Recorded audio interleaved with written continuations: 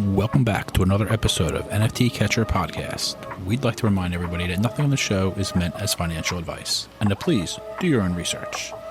Thank you, and enjoy the show.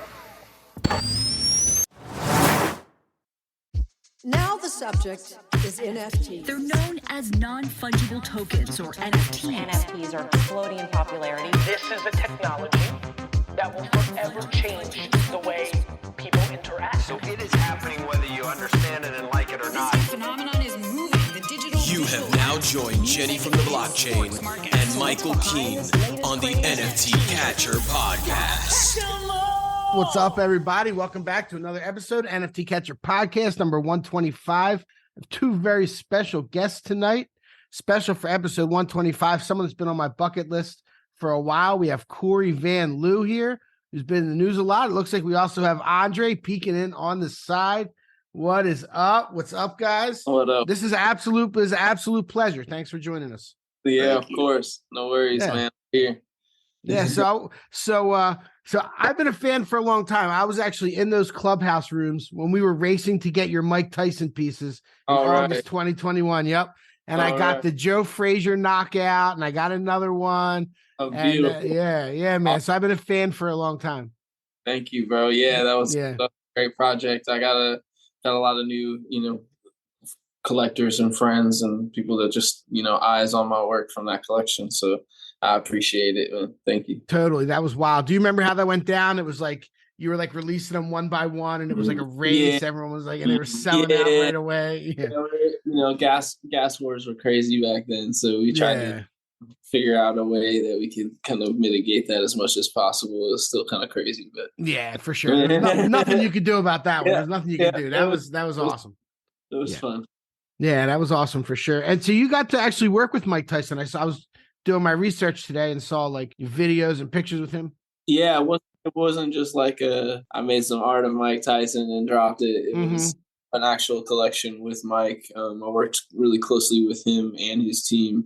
But, it was first and foremost, I wanted to make sure that I worked really close with Mike. Any of my collaborations that I do, I want to make sure it makes sense. And there's that's not like just out of the blue kind of thing.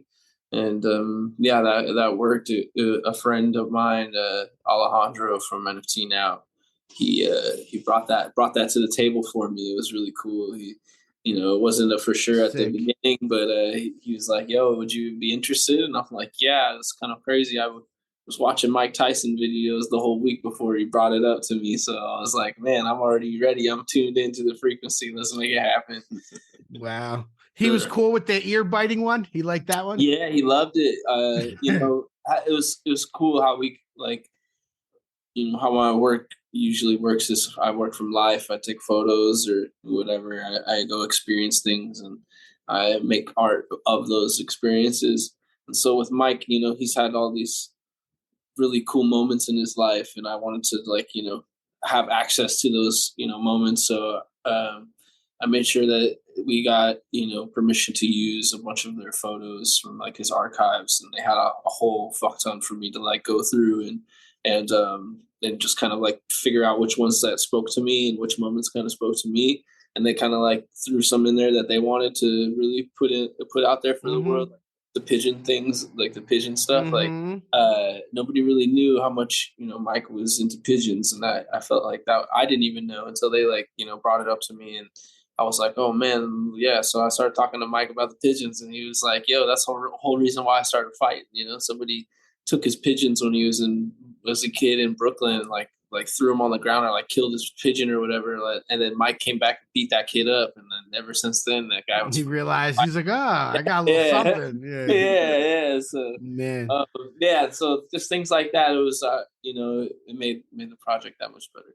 Yeah, that's amazing. You're probably a little too young. I grew up in the 80s watching him in his heyday.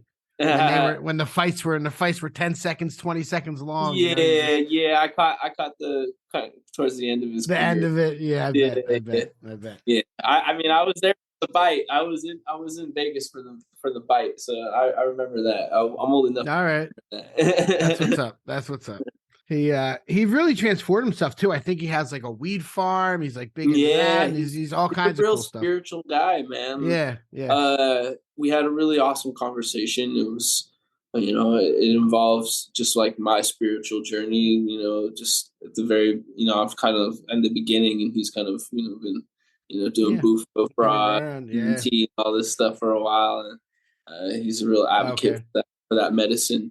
And I think it's really awesome for people like him that are in the public eye so much to be, interested in plant medicine and be, very vocal about it and how it's changed their lives. And I'm doing the same thing. I'm going through a spiritual transformation right now with plant medicine, and it's, cool. We connect on that level. It was really good to talk about that. What have you been doing? What have you been doing? I started off with ayahuasca. That was like the big, different thing that I used to do, like a lot of LSD to like paint and things like that. But this was like something new for me, and I didn't. It just kind of like came to me.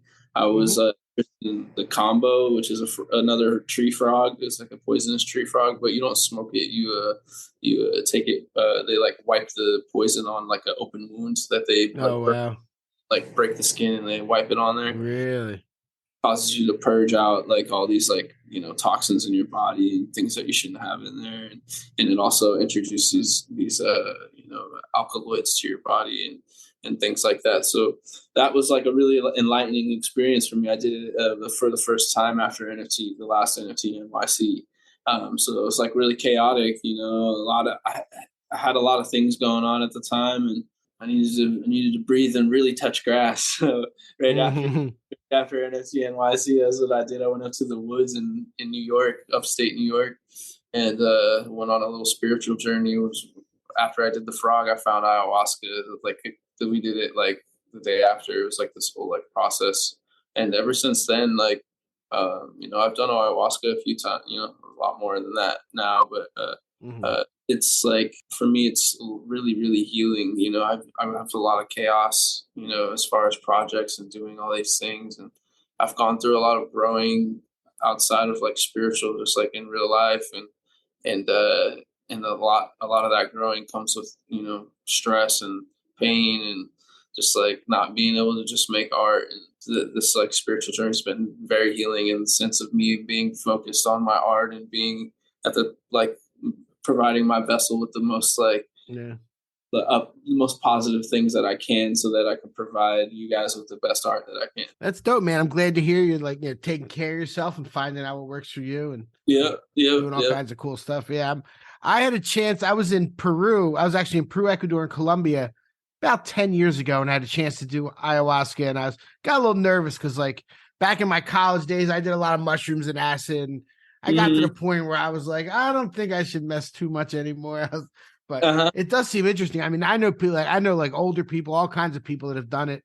Yeah, there's it's we pray. You have to be prepared, right? You really have to be prepared. Even then, it's just like a certain way of doing it. There's the just like Western. I'm gonna go do some ayahuasca with the shaman out in the fucking jungle. Right.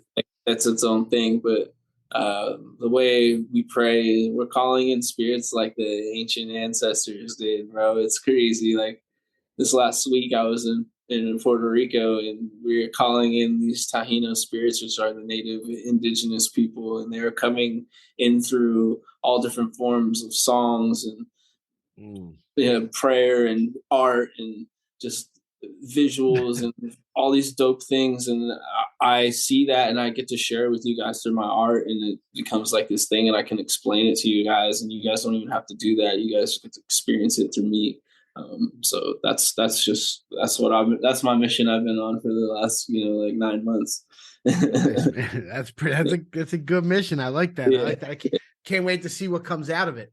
Yeah. So I mean, I started before I did this PFP project, so like there's a lot of little sprinkles of what I've been finding in the PFP project. So I think I could tell now that you're saying it. It makes a lot of sense. It makes a lot of sense. Yeah. I like that. We're going to get deep. I want to get into that project a lot, but I want to start a little earlier because, I do my research and I'm looking you up and trying to find info. There's not a ton of info kind of on you. I think you're from California from what I could from what I gathered. But so how'd you kind of get into art? What was your growth? And then how'd you get into NFTs? Yeah. So art has always been a part of my life.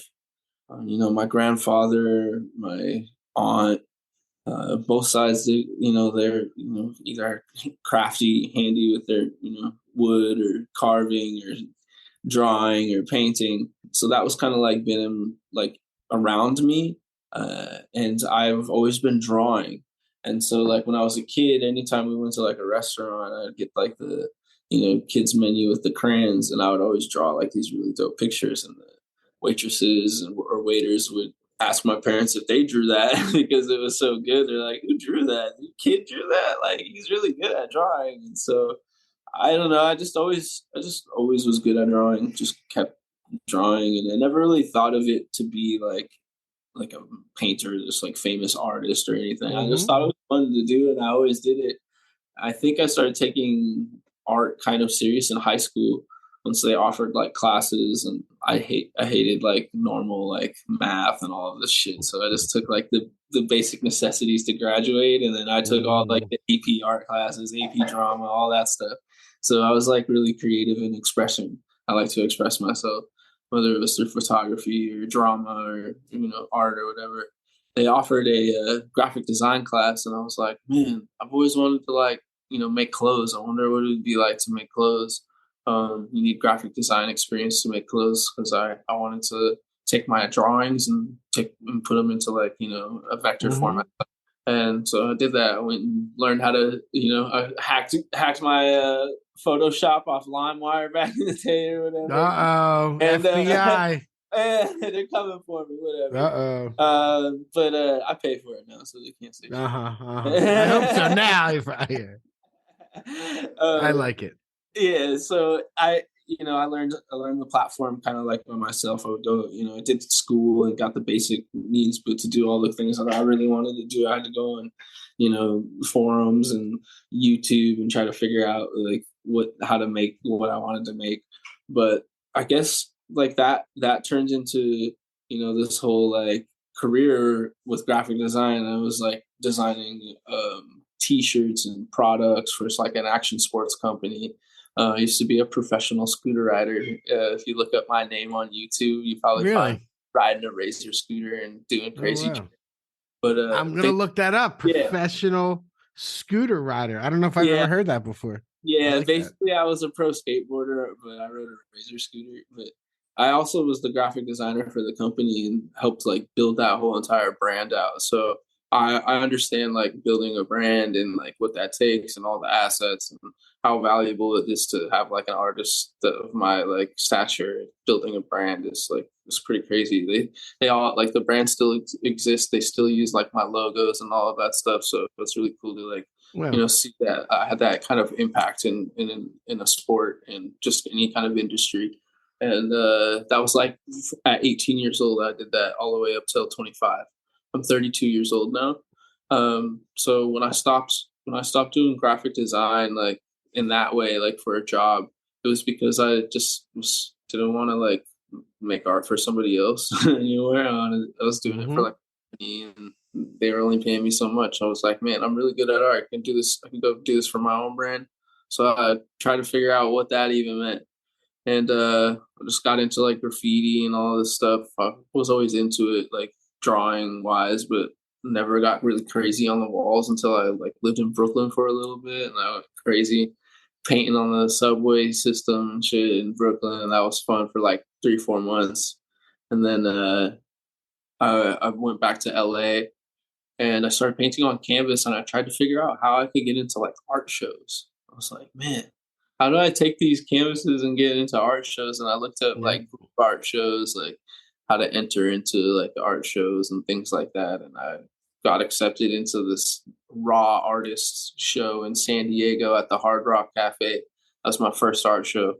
And I think that was in 2014 or something like that. Wow. Yep. Yeah. 2014 was like my first art show. And it was like a big group art show. You had to sell tickets or you had to pay to like even be in the art show kind of thing. Sure. Yep. Kind of like, it worked out for me. I ended up selling some and, paying off whatever I sold with my artwork. it was cool. I sold a few pieces my first night, so I was like, all right, this is it, let's go. And then from then on, I just tried to figure out how to sell art in every single way possible, and that, eventually like NFTs, of course, but I'm sure we'll get to that. Yeah, that's what we're working up to. And you were actually pretty early in NFTs. You were minting in October of 2020, yes, which is earlier than most people started. So how'd you learn about it? Ferocious. Yeah, Ferocious owns some of your pieces too. I saw. Okay, so yeah, go ahead. Tell that. Yeah, go ahead. He was one of the first people. I think he was the first person I saw making and selling NFTs. But I think people reached out to me before I knew what was going on. They just were like, "Hey, have you ever heard of an NFT? Your art would be good for it. You should platform." Yeah. Like I think it was another artist that hit me up, and then I saw Ferocious selling and was like, "That's dope. I'm selling art for about the same amount already anyway, so that's cool." I'm not really like, it's nothing. It was just cool. I was like, I didn't understand it. I was just like, that's fucking dope. Because him and I were always doing like the same thing. We were selling, our artwork as merch on our websites. We were, selling prints, and like the way we were making videos to sell our work was all like kind of like we were just vibing off of each other. We were like, oh, I see how he's doing things. Let me try that. And then he would see what I was doing things, and he would try that. So when I saw the NFTs, and then like three people reached out to me at this point about super rare. I'm like, okay, I've heard this super rare thing like 3 times now. What the fuck is this? I need to go like research it, because I'm hearing it a lot. I got to get into it and figure it out. Yeah. The third person was Maddie, DCL blogger. And he was really interested in buying some of my artwork. I was gonna say, who also bought your early stuff. I did all the research. You have a lot of the really good collectors. You have a lot of the really good collectors. Go ahead, yeah, man. Maddie just reached out and really wanted to buy my artwork. And he's like, I want it as a digital, I want it as an NFT. And I was like, why would you want it? Like, I have all these paintings that I just wow, yeah. I want the NFTs. And I was like, okay, well, I'll make NFT versions of these paintings and sell them to you. Because I was actually in the process of having one of my first solo shows in Miami. So I was like packing these paintings up to ship them out to Miami for a solo show, with a gallery out here. And I was like, I don't even know, like, how this even works. Like, can I even do that? Can I make an NFT of one of my paintings that I painted? So I was like, all right, how do I make it a little different? So I animated them and did whatever I did to animate them, and they like set them apart from the painting in a way. So none of my first NFTs came with any paintings. They were just like versions or animations of the paintings, and that came from me doing my advertising for my prints. So that's how I would do it. I'd take the artwork and I would animate the artwork, and that became like advertisements for the prints that I dropped. So I just used those as NFTs, and Maddie bought my first 5.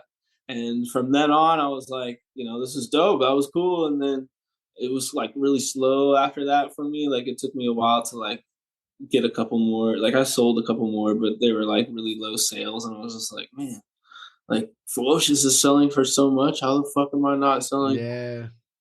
Like the same. Me and him have been doing the same shit. These people aren't doing research. They gotta do their research. I just gotta keep coming with shit, I guess.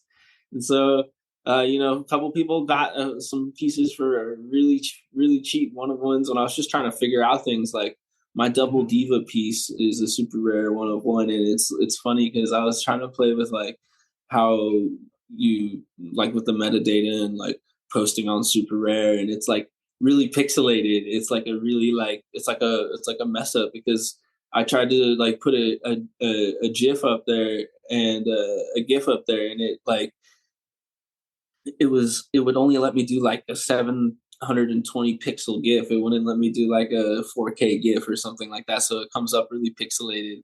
But I think it looks cool, like especially when you put it on like on Cyber, it looks really cool. I think who owns it, Kirib or Batsoop? One of those two guys, I think. What's the name of the one you're talking about right now? Double Diva. It's the Double 2 Diva. Oh yeah, for sure. Yeah. Yeah, one of the homies owns that, and Yeah, that's who it is. Yeah, Batsuit. yeah, he has it in his on-cyber gallery, and yeah, it looks cool up in the gallery. That is really cool. But yeah, that's like, so I was learning back then. There's I think there's even like a typo on one of those. Is Captain Kiki is spelled Capitan Kiki, which is really funny. Yes, it is. So I was still learning. Like I didn't really understand that, like the whole metadata thing, and like right. Like, and like Super Rare was kind of clunky back then too. Like they didn't make it like where you could really see what you're posting before and like double check to make sure your metadata was correct. Now they have all those like steps and process, but before it was kind of clunky for artists. Mm-hmm. That's one of the highest sales too, Captain Kiki. Yeah. So when did you come up with your kind of signature color palette? That was say right when the pandemic hit. Early 2020? Yeah, right before. I'd say like 2019. Okay. Me and my brother, I was doing those like George Condo Picasso type of pieces, kind of like what you see in the PFP project, but they weren't blue. They were all just like random colors and stuff like that. So I was looking for something that brought more positivity into my work, and because like that, my past work was coming from like an agitated and angry place, just frustrated. I was a lot of, you can hear it in some of the titles of like my older works. It's just like, frustrated, irritated, like chain smoking, like all these different like things that are right. And like, so I wanted to change the vibe. Like I wanted to change the tune. Like I want to play a different song. So me and my brother came up with like putting positive intentions into my work, and whatever that meant to me was what it meant to me. The pandemic was at that time. We were kind of going into a point where we had to be stuck inside for a long time. So I was like, all right, what do I do? I start painting people or drawing people inside, and just drawing things that I liked. I did this painting of the baby and like all this diamonds and like his Rolex and this bag of money and like all this I don't know, there's like all these like things that I liked in life. I did this the Prophet was one of the early blue face paintings. It's on my Super Rare as well. It's called Prophet. That was one of my early blue faces. I was just kind of like painting things, like speaking things into existence, kind of thing. Just like trying, like thinking positively, like, all right, what's gonna happen? And I chose the blue skin at first because blue just was easy for me to work with, and it looked really nice. Like I've used like that blue skin in really old works from like 2013, 2014, that era, but I didn't understand that it would be like so prevalent in my work later on. And I liked it. It just worked so well. And it kind of evolved once I started using the blue. People kind of started singing a song about the blue, and that became the song that I sing about the blue. It's, we were in the pandemic and the Black Lives Matter movement was going on. And I posted a bunch of Black people that were blue, like my art was kind of like a bunch of Black people, and they were inside and with afros doing whatever, and they were blue. And I painted that I posted that on Twitter while everybody was posting black squares on social media, and it went viral because it was like this colorful art that stuck out on the timeline. And I think I put hashtag support Black art, and that was it. And then under that, I subtweeted my website link, and everybody went crazy. It was like got like 11 million impressions, and like they went crazy on my website. I had like 1,000 orders on my website overnight. I had to level up all of that stuff. So I was like, oh, I got something. They like the blue people.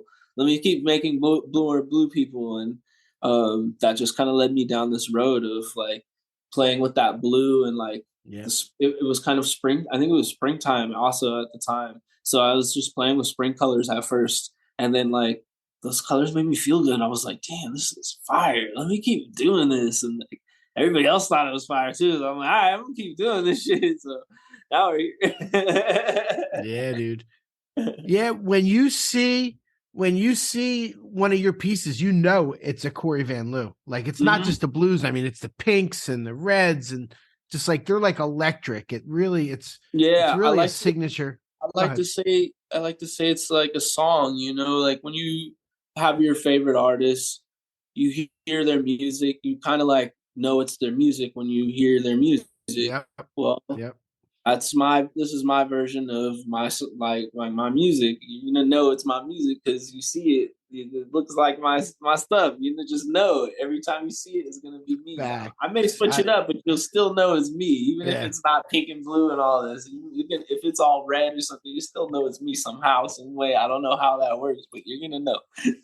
I love that. You have the good quote on your website. All the colors I use are my symphony, and I'm playing a beautiful song with each composition. That's it right there. Right there. Yep. It's it's like just a nice way for people to kind of understand, you know, the medicine that goes into my work. It's not just me painting cool shit that looks cool and good to me. I'm really thinking about, you know, why these colors or what sound these colors are making when it, you know, like, wow, how does it make you feel when I put these colors together?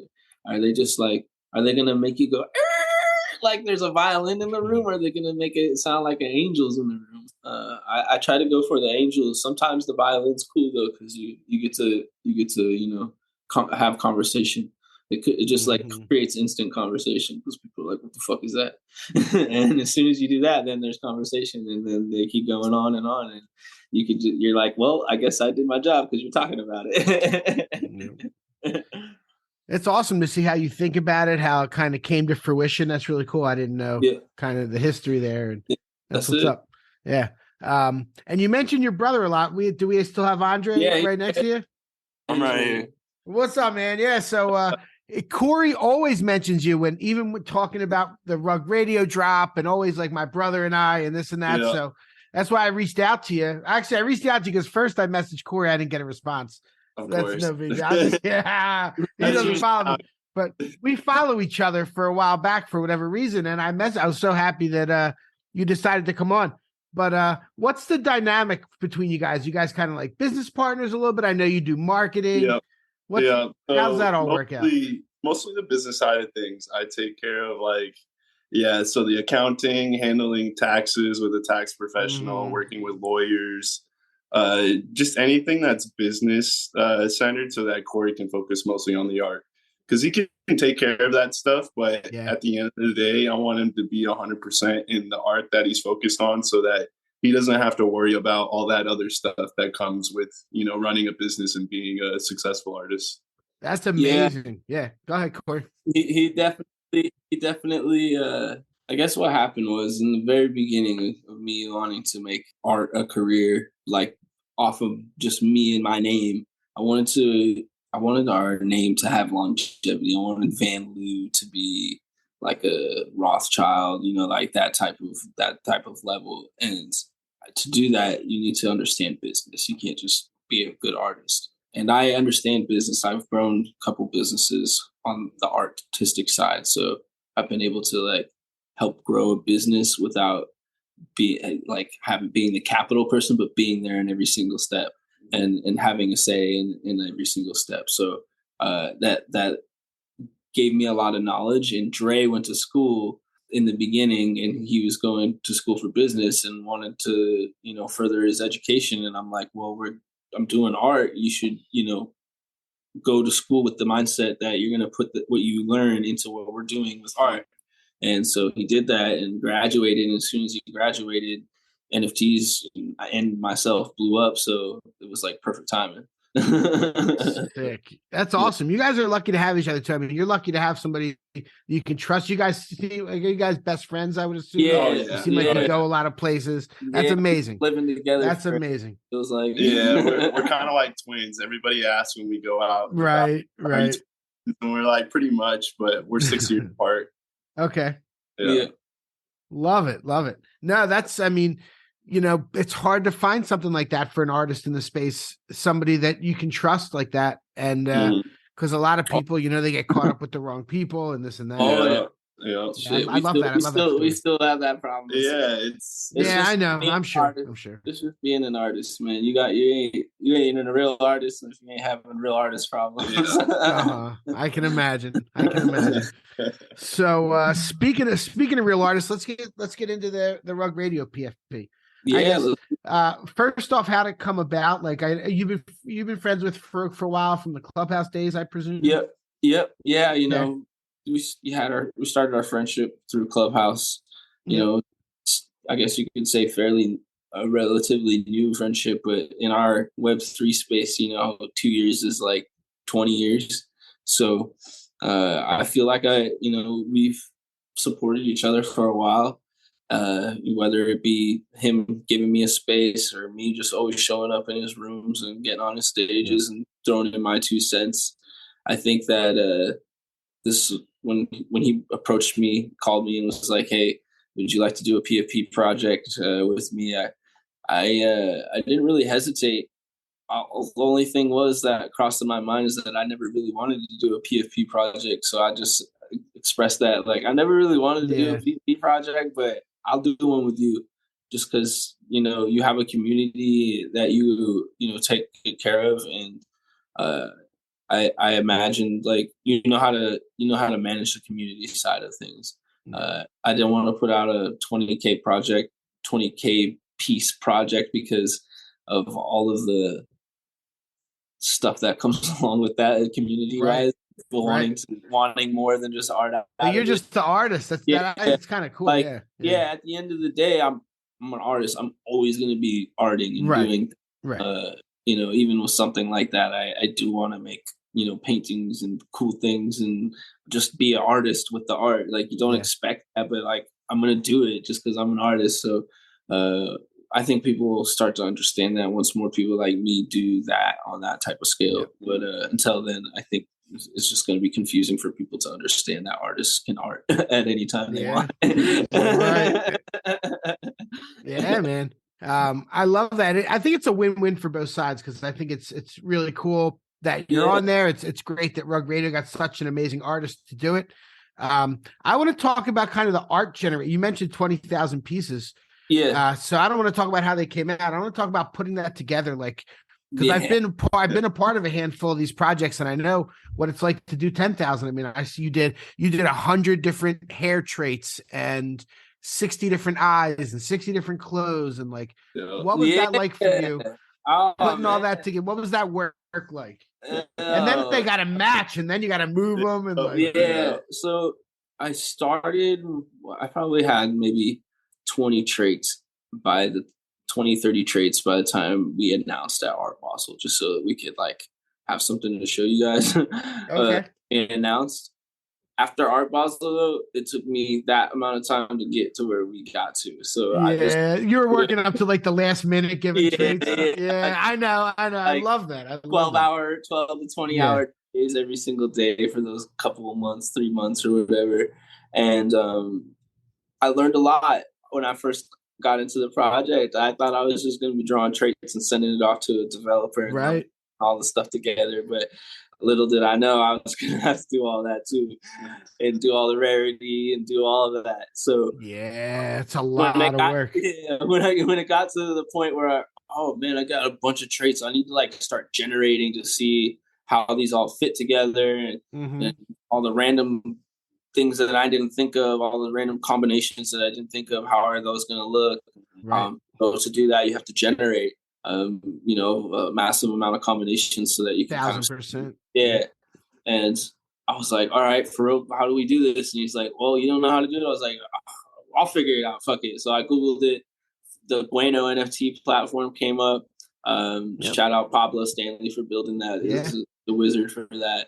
We I go on the platform. It's really, really easy to just kind of like get into it and kind of understand it. Because like within like an hour or two, I generated my first 10,000, and I was just like, "Oh my god, this is fucking cool!" Called fucking Farouk right away. We got on the phone. We're just geeking out on all the shit. We're like, "Oh, I figured it out!" Like now we can see like what this is gonna look like. This is gonna look cool. And from that moment on, it was like, well, I guess I got a lot more work ahead of me. I think I squeezed like 6 months of work into like 2 months right there. Yeah, I bet, man. Because Wow. like I wish I could have done more, honestly, because I got, once I figured out like how to use the Bueno platform and really like get a flow of, all right, I make a trade or make a whole complete character and separate the traits, you know, the eyes, the hair, the mouth, and then implement the traits one by one into each section, and then we regenerate it and see how it See what comes. the whole entire collection. Yeah. And it was kind of like adding like a new color to a painting or a new feature to a painting. Every time I added a trait, it would change like the whole layout, and that got really cool and really addicting. So I was like wanting to add new stuff and fix old stuff and like go back and make sure this trait goes with this. And it got to a point at the very end where I had all these parameters for each trait to where it was like perfect whenever I made a new trait. So I was like, damn, now I'm at the point where I can make anything because I know the parameters that I have set for all my traits. But it's like I got 2 weeks left, so I'm not going to go too crazy. That's awesome. But That's awesome. I wish so that in that case, I wish I had a little bit more time because I could have done like the craziest shit. But I had really so much fun working with my brother the whole time because he was doing all the like implementing. Like I would be drawing on the iPad and then I'd send my stuff to Dropbox, and then he would to Bueno, and then we'd play around with rarity, and if anything, and then we'd see all the outcomes, and if anything looked weird, I'd go back and fix it on my iPad and send him an edited version, and then it would just like be like this thing where we finally got to the end where it was like, dang, we don't got any more fixes. Oh shit, I think we're done. I love hearing the behind the curtains about that. I actually was going to ask you about Bueno because I thought I heard Farouk mention it. That is a really cool platform. I know a bunch of people that have used it. Dude, it unlocked a whole new tool for me. I'm really excited to use that platform and just create more from it. Not even on that like scale, but just like the fact of layering metadata and having that, you know, be a part of the contract or be a part of, you know, the IPFS metadata is just really nice to just have that intricate of metadata. I think you can really play around with that in an art piece, even in just like a one-of-one. Playing around with the metadata on the platform was really fun, and like rarity and all of these things. I think releasing a collection through the platform could be interesting because you could play with the metadata on such a level where you could be like, all right, I'm releasing 10 pieces. Maybe one of them is more rare than the others in ways because of the metadata. But you know, maybe that doesn't matter to people. I don't know, but it would be cool to play around with and see. That was one big thing that stuck out to me on that platform, and just being able to play with layers and be like, all right, this one is the first one that generates, and then this one and that one, and then you pick from these, and then like you can set how I only want 2 of these to pop up in the whole collection. All right, cool. That makes things interesting. Let's see what happens there. It was really easy to do. You know, you don't have to know code. You just slide bars and play around with shit, press buttons, see what happens, and be an artist. Yep. That's wild. It's pretty crazy the tools that have come out from when you started. There was nothing. Manifold, of course, like that's revolutionary. Yeah, Manifold's amazing. I love it. I remember Manifold. You had to know somebody. You had to know Richard. You had to get in, be friends with them. I tried to get Manifold to build me a nifty contract a long ass time ago. It took me. I never even got that. You know, they came out with Manifold, the platform. So it was. Yeah. I don't need it anymore. Right. Exactly. It's wild. Yeah, no, they do amazing stuff, and obviously Bueno and a whole bunch of different platforms. Things are changing. Yeah, I love it. I think that's what we're here for, you know. And as long as people are here creating and building things and doing, just trying to elevate, it's just only going to get better for everybody that's here. Yeah. Sure is. That's awesome stuff. Speaking of things changing, we'll change the subject a little bit. I want to hear about AI art. What either both of you guys, whatever this thing about. I love about AI art. Yeah, I love it. I think there's so many ways that artists could utilize AI. I used a little bit. I think a couple of the traits were based off of some AI. The stage mic, which is a special trait on the PFP project, was it's funny. I was playing around with Midjourney and added like a mic to one of these like characters I was playing around with, and it had this dope mic in there. I was like, oh, let me just make something snag it kind of like that. So there we go. That cool. AI gave me inspiration for art, and I think that's one of the just most simple but easiest ways for artists to utilize it. I think I don't know, we were talking about earlier, changing scenes in movies or something like that. You're building up a storyboard, and you have a change that you need to go back. Maybe a character loses an arm and you need to go back and change that in all of the slides. So you could use AI to go do that instead of having to go back and redraw all that shit. I think there's a lot of just interesting ways that we could play around with it. I see people making movies and all sorts of things, and not having to maybe have the knowledge of creation using certain tools, but like I don't know how to do make 3D art, but I know what a good 3D art piece looks like to me. So with AI, I can implement my 2D images now and create 3D pieces and 3D assets that are usable and printable or animatable, which is really interesting. And I don't have to really know the programs too much. I could just kind of generate things and send it off to people. Dude, when you just started talking about 3D printing, I'm picturing these like Mike Tyson statues that are blue. Man, like that's what I'm picturing right now. It can get real interesting out here. It can get real interesting. I love that. Beautiful tool, man, and even just outside of art, I think it's going to be a real interesting tool. It will be outside of art and all kinds of content, everything you can think of. GPT, everything. Right. Chat GPT is fun, man. There's just like I'm so like fascinated with these videos that are coming out with people using all the different AIs to create one thing. Crazy, like a new person talking. I know. Yeah, it's just so wild. Cool. I'm like, all right, I love this. I could see where it could be nefarious and crazy, but that's it's gonna get nasty for a while with the deep fakes and stuff. Like it's gonna get nasty. Yeah. Love it. So what does the future look like for you guys? What's the goal? What is even 10 years down the line? Like, what do you guys, you said like the Rothschilds, you guys are looking to build something. What's going on? I always say I want to build skyscrapers. I think as a whole, working to like, unify and do projects on scales where it involves, multiple entities, large amounts of people, to, change the world a little slice at a time. In a good way, in a positive way. Beautiful.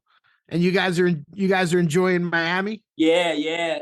I love Miami. I think it's been so inspirational for me in my work, and such a good place for me to like incubate for my next thing. I like to look at me moving around as an incubation period. I feel like I'm never set anywhere yet. I haven't, but I think now that I've met a lot of people and figured out a few things in the spiritual realm, I want to get my own slice of land and have a place where I can bring my family to and enjoy nature and get away from like the world for a little bit and just be with each other and feel what real love and happiness is like. Because I think there's just too much shit out in the world, like in normal life. Like I live downtown Miami. I know. I know. I'm in South Florida too. I'm in Broward County. Okay, there you go. There's the metaverse outside. Like I just gotta go outside or on my balcony and look outside and look at the metaverse. So I think that being able to tune out from that is going to be really valuable to people in the very near future, especially in 10 years from now. It's going to be nice to get your own little slice and be able to live off of, food that you grow on your land, and just be able to build a fire and go in your own river that's in your backyard and do that kind of stuff. Like, I really enjoy that. So 10 years from now, I want to make sure that that's in lockdown, at least that. But business wise, I plan on doing a lot of big things as far as that, building buildings, having my own properties, I think places where people can enjoy life, I think there's just so much more that we could be doing to have people enjoy life, just like structurally, like with our buildings, and just that right there. Like, you can have such a better experience with building a building the proper way for people. And I think I have my own view on that, and we'll see if people take it and love it. But I plan on doing that in the next 10 years. I love it. Well, I'm going to be watching 100%. Yeah. I love that. I should have told you earlier. I was going to mention it when I was talking about the clubhouse room, but do you remember you did the one of drop? Yes. One of, for iHeart. It was the iHeart Radio. Yep. Mm-hmm. That was pretty cool. So there was one of the pieces. It was $20. There was 1,000 of them, and it was 100% to charity. And I found it, and I bought every single one of them until it sold out. I bought 106 of them. 109 of them. I have 106 now. Yep. Wow. I bought 106 of them. My wife was like, you said $20. It was a credit card. So it was like over and over again on the credit card. And I was like, yep. Yo, you're a savage. You're a savage, bro. You're a legend. All right, so let's try it. So we're back. We just my internet went out for a second there, but we're back here. We were just talking about how I am probably the largest holder of Cory Van Lew art by piece volume, quite possibly. Yeah, you got some other people you're gonna have to battle for that title, I think. Yeah, probably. But there's probably some. You up there though. Yeah, no, I'm very proud. I actually gifted one. Do you know Roz Gold? Oh yeah. Yeah, I gifted one to her. We had her on. And the next question I'm about to ask you, I always let people give shout out to artists that they like. And you were one of the first people she mentioned. And I told her about all the ones I had, and I gifted her one of those. Oh, that's awesome. That's amazing. Yeah. We love Roz. Yeah, she's great. She's amazing. Good. And so we gifted one to her. But so I'll roll that into you to give a shout out to any artists you like that you think need the light shined on them. Oh, okay. There's so many. I know. I like to put people on the spot with this one. I've been shouting my boy Terrell Jones out. Just keep giving his flowers because he deserves it. He's been doing good, showing off, doing great work, fucking killing it. I don't even know. He's been just putting out so much work. I know he just like walks around with his iPad and just is always making art. So wherever he's at, he's always got his iPad on and he's making art. And that kind of hard work and dedication deserves to, get paid off.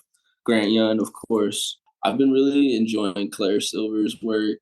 The AI right there, like we were talking about. Yeah, exactly. I've been enjoying Kath Simard's work. Mm-hmm. Who else? Ed Balloon is an amazing performer. Ed's awesome.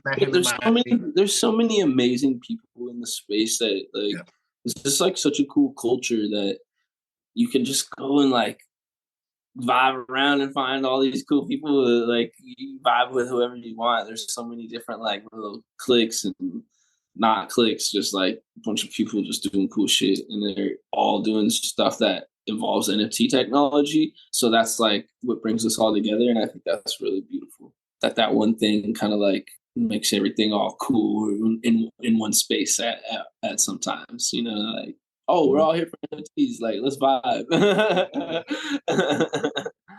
Shout out to all the artists, Drift, Diana,